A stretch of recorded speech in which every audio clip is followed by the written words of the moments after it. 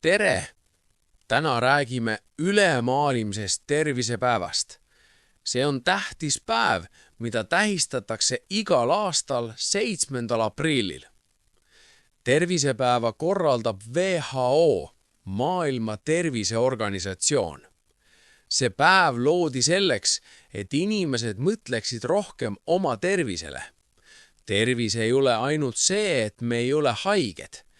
Tervis tähendab ka head tuju, energiat ja tasakaalu. Igal aastal on tervisepäeval oma teema. Mõnikord räägitakse liikumisest, mõnikord toitumisest, mõnikord vaimsest tervisest. Teema valitakse selle järgi, mis on maailmas oluline.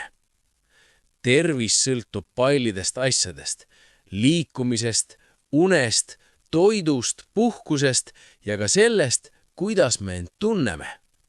Kui inimene on väga stressis, võib ta haigestuda kiiremini. Tervisepäev soovitab teha väikeseid samme, juua rohkem vett, jalutada iga päev, puhata ekraanidest ja süüa tervislikumalt. Väikesed muutused aitavad palju. Paljud koolid ja tööpaigad teevad sel päeval tervisetegevusi.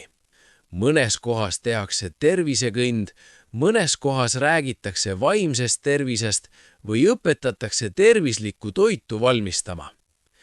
Tervisepäev tuletab meile meelde, et me ei ole üksi. Me saame üksteist toetada ja aidata. Aitäh kuulamast!